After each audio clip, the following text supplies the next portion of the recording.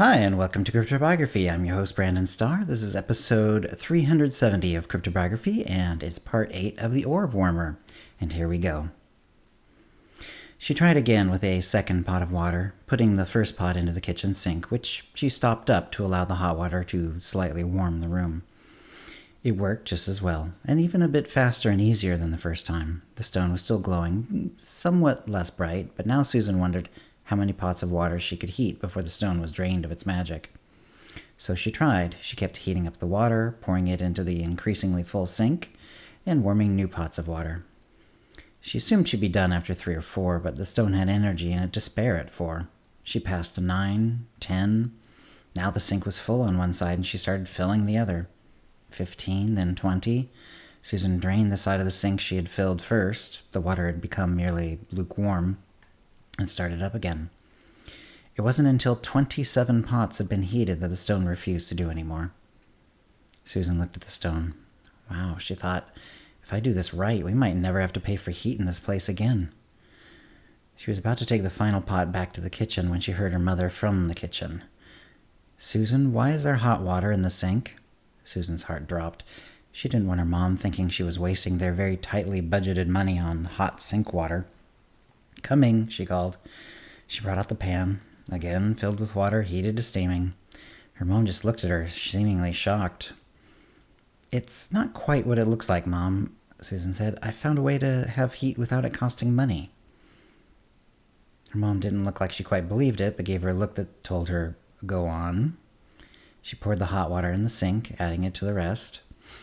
I think I have a way to make our heat without paying for it. I can use magic. But you didn't have the gift, her mom said. I know. The test was negative, Susan said.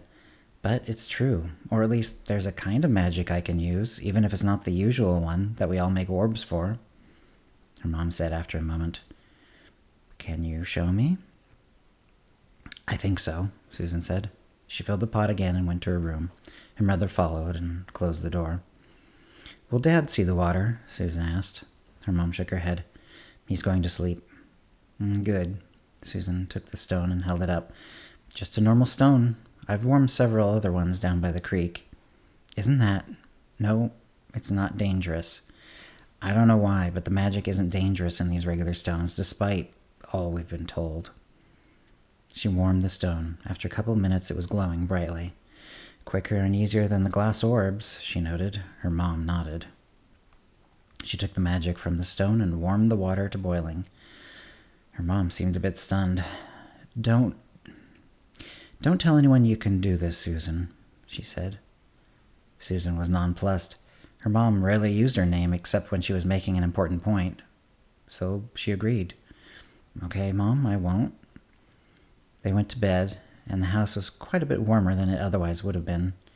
It was still cold, but it wasn't as cold as it usually felt. Susan tried different kinds of magic over the following days. She tried warming her bed instead of water. She slept on a warm bed that night. She tried warming dinner only with magic. She tried warming water as it came out of the tap.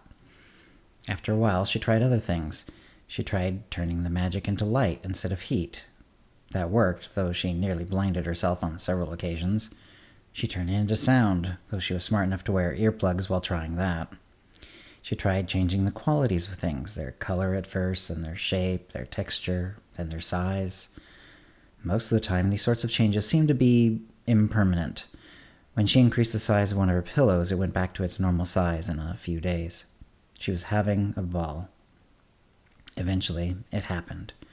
She wanted to tell someone. But her mom's warning was not completely wasted. She didn't just blurt it out. She needed to think it through. In the meantime, she kept testing. It was becoming more and more difficult to focus on warming glass orbs at work. Her mind kept drifting to things she might try the instant she was back home.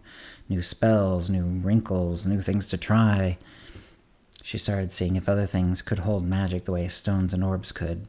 She was still blown away by how much magic a stone could hold compared to a glass orb. Perhaps something else would hold even more?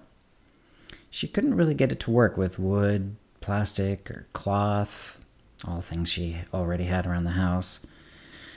She tried warming the heaviest cast iron pot they had, but It didn't seem to work properly either. Instead, it seemed to hold it, then release the magic in but a minute or two. She hadn't heard from Melissa about the writing. It was past a week. Part of her wondered what would happen if she told her. Would a mage understand her excitement? Her growing skill? And that's the end of the episode of this week. If you have any comments or questions about this episode or previous episodes, cryptobiography@gmail.com, or hit us up on Facebook or Twitter or Mastodon, and thanks for listening. Words of music, copyright 2024, Brandon Starr, all rights reserved. Characters and events are fictional, fictionalized, or satirical.